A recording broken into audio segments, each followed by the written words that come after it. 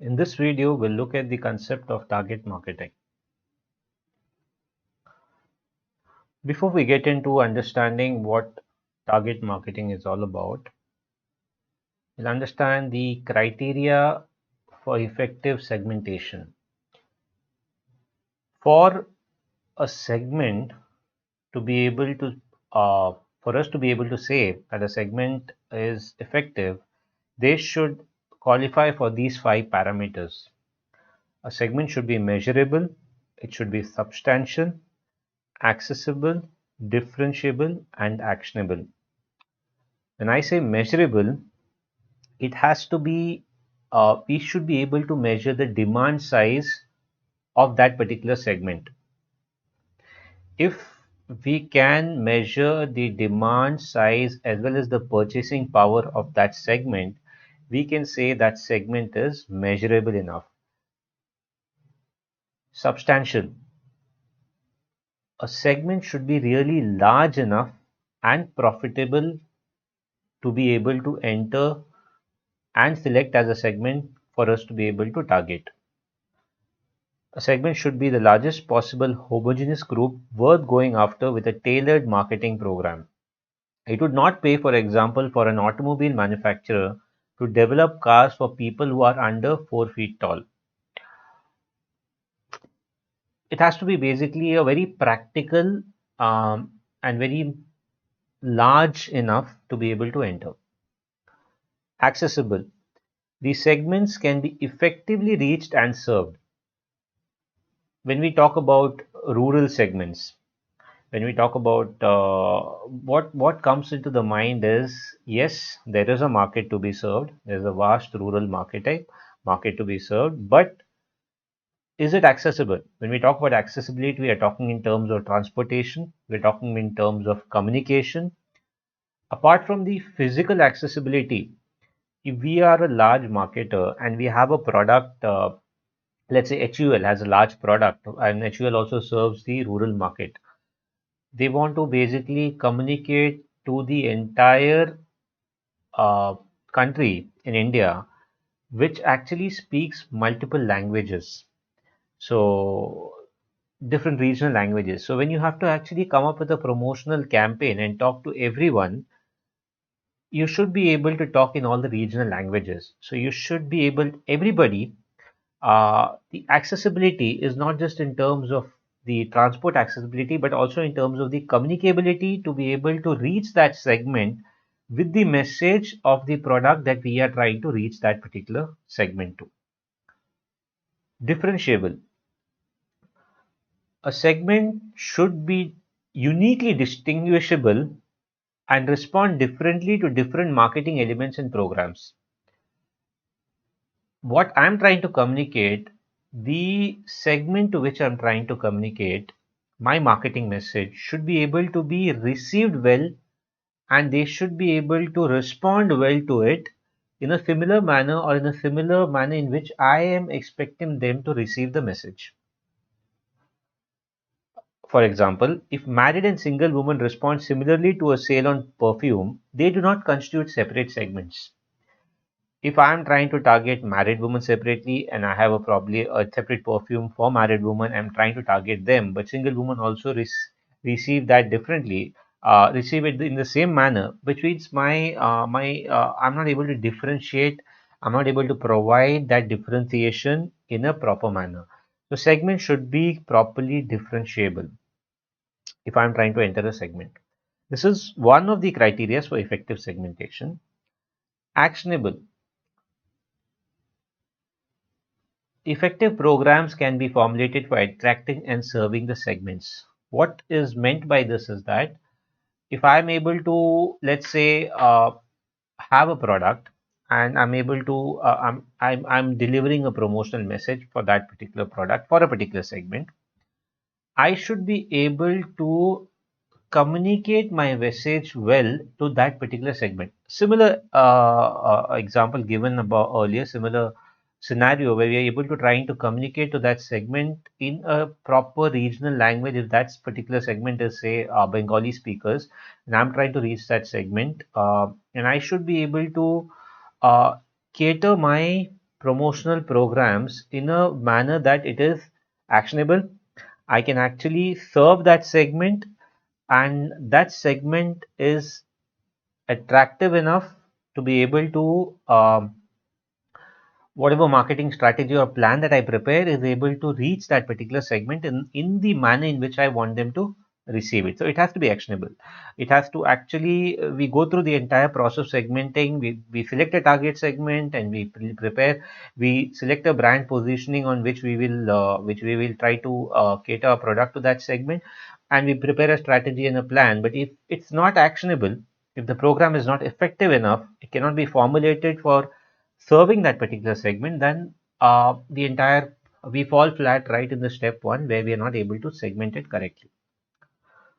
It's important to understand this in this process of understanding the target market selection. Why? Because we'll understand that in one of the subsequent slides. So we come down to the second step of STP, segmentation, targeting, and positioning, one of the key concepts of marketing on which the entire base of marketing actually lies. So we looked at segmentation in the earlier video. What we're talking about right now is the centerpiece, center block here, selecting which segment or segments to serve. We'll look at the next block about positioning in the coming video. So let's not touch upon that right now. So what essentially is targeting? Taking a very simple definition about targeting. It's a set of buyers who share common needs or characteristics that the company decides to serve. As simple as that. If I'm talking about male, female, and within the male, female may be broad segments, and within them I'm having even more. I'm dividing the female into, say, we looked at different segmentation bases, right? We looked at age, we looked at income, we looked at multiple education, we looked at psychographic, behavioral segmentation, we looked at all of those bases of segmentation. Pick up one of those segments, and after I have created my different segments based on a particular characteristic, I choose a segment that I want to enter because I feel it is one of these. I feel it is measurable, substantial, accessible, differentiable, actionable. One of the criteria. Subsequent criteria, I'll show you what is the criteria for actually entering a particular target market. That was the criteria for effective segmentation. So targeting is nothing but a set of buyers who share common needs or characteristics that the company finally decides to serve among the set of segments that they've already created from a wide market area or from a wider market. So so basically when we talk about target market selection from a broader market, what can be my different kinds of target markets, and based on the possible levels of segmentation that I can define in terms of selecting my target market. So on the left end of the spectrum, we have the mass market. On the right end of the spectrum, we're looking at a very customized, personalized market. We'll look at each one of this in the subsequent slides. Mass market, so we have the entire market, one product serving all the customers, which is basically a full market coverage. We're looking at multiple segments, we're looking at single segments, and we're looking at individuals as segments or going down to a very personalized level.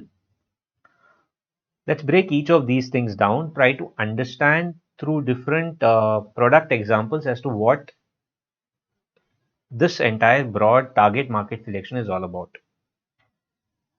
But note this very clearly: mass market, full market coverage, multiple segments, single segments as individual segments. How we term them in other ways, we term them as a full market coverage could be undifferentiated marketing or differentiated marketing. When we talk about full market, we're talking about a firm serving all the customers. Only large product firms can do this. HUL is one example. Microsoft produces software products, and we know one of its most famous products is what we use on a daily basis is Windows. And Windows does not distinguish between elderly, does not distinguish between old people or younger people, or does not distinguish between different characteristics. it is one product for the entire world. Mass market, full market coverage for all customer groups. Coca-Cola, non-alcoholic beverage for the entire market. This is nothing but undifferentiated or mass marketing, same product to all the consumers. Or we look at segmented marketing, which is differentiated marketing, different products to one or more segments. Okay, we look at the example of that too. Then we talk about multiple segment specialization or selective specialization. You can select a number of segments which you feel is attractive, potential, or appropriate. And let's take a very simple example here, given as for a microscope, I'm sorry, where you can have two different forms of, in terms of concepts, there are two different forms in which we can define them. Either when you're talking about multiple segments, we're talking about this particular part, we looked at the full market coverage where I can have a differentiated strategy or an undifferentiated strategy. But when you talk about multiple segments, second part, we are talking about either product specialization or we're talking about market specialization. Taking a single product, taking microscope as a manufacturer, a company of manufacturing microscope could actually target different customers. Okay, customers like university is one customer, government, commercial laboratory, and making different instruments for each and building a strong reputation in the specific product area. So what it's trying to do, product specialization occurs when it sells certain products to several different types of potential customers. So basically you're trying to specialize the product for each different type of customer. That is product specialization. So you're serving multiple segments, right? Or basically selective specialization. Or you could have a different variation, that is market specialization, wherein the firm concentrate of serving many needs of a single customer group. For example, take that single customer group among the early example, take university as an example, or university labs, say chemistry labs in universities, or biology lab where microscopes are used. You're selling an assortment of products, different types of microscopes for a single university. So different assortments, different types for a single university, that is serving many needs. This is market specialization. Get it clear? Multiple segment where I could have a product specialization or a market specialization, serving different customers with specialized products or serving one single customer with different set of serving different needs of that particular customer. Then we move on to the single segment concentration, or we are on this line of the entire spectrum, single segment. Single segment concentration. With single segment concentration, what we are trying to do is we are trying to target only one particular segment. As an example, we look at Porsche. Porsche is a car manufacturer which we know is on a sports luxury manufacturer, right? It only targets this sports car enthusiast, also called as concentrated or niche marketing, because we are trying to only target a specific segment, sports cars, and having a very deep knowledge of what sports cars are all about. Porsche does not do anything else, only sports cars, not looking at any other segment. So it's very concentrated, very niche segment that we are trying to target. The last one where we look at in the spectrum is individualization or customization, where we go into something called as micro marketing or customized marketing, one-on-one marketing, or personalized marketing, local, individual marketing. Different terminologies are but the entire idea is I create different products for different individuals because each and every individual tastes are different. Herein, I try to understand the segment at a very, very micro level. Let's look at the examples of each of this levels of segmentation that we looked at in trying to understand the target market selection. Undifferentiated, Coke, one drink for all.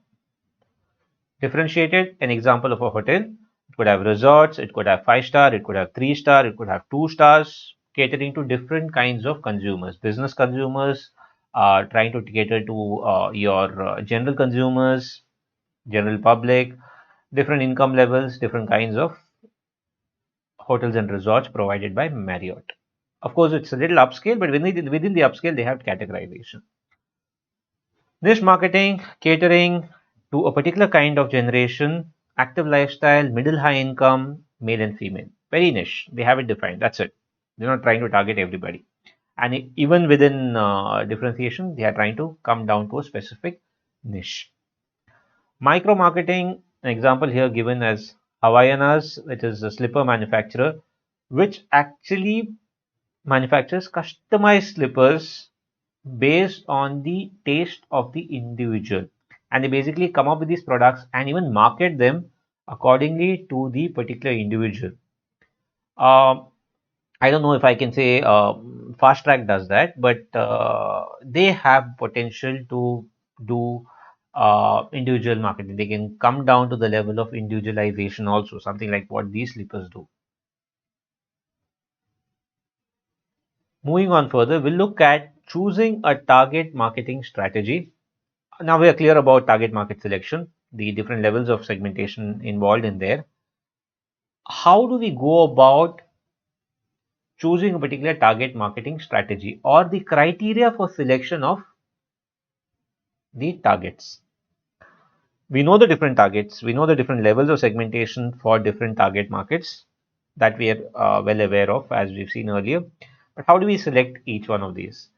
In trying to select, we look at three different uh, parameters. One of them, which we already spoke about, the segment characteristics. When we spoke about looking at five of the different segment characteristics, we looked at segment attractiveness, measurability, we looked at whether it is actionable. All of those are nothing but what is right here. We look at a segment size. When we talk about substantial, is it large enough? Is there a lot of demand in there? Is there a lot of purchasing power for that segment? We can enter that segment. Yes, let's enter that segment. Is there a good amount growth rate? We need to have a segment which is growing over a period of time. We need to have a profitable segment. When we talk about profitability, uh, we also, when we understand profitability, we look at something like this. When I'm talking about entering a niche marketing, right? When I'm trying to enter a niche market, it is a very small market, right? So I need to understand whether that market is really defined well, because a niche market or a concentrated market, uh, or maybe any other segment too, but if I'm trying to talk about a niche segment, in this case, to give a very clear example what profitability means to a segment, it always follows the 80-20 Pareto principle rule. There's this thing called as Pareto principle, which works in many businesses, but the 80-20 rule states that 20% of my customers will give me 80% of my revenue. So I'm going to target those 20% of my customers. At the end of the day, a large player, a large firm, a large organization will have multiple customers. They'll have customers, low buying customers, medium buyers, and heavy buying customers. And those heavy buying customers, or 20% of those customers, actually produce 80% of the revenue for that particular firm. You can target them, you can provide them offers over a period of time. You can do that. You can do that very well. Why? Because your entire idea of creating profits is based on this particular Pareto principle rule, where 20% of your customers will produce 80% of your excuse me of your revenue. So you can give them some offers, you can give them some premiums, and they will not just be the most profitable customers, they'll also be the most loyal customers to you. That's also something that we need to understand.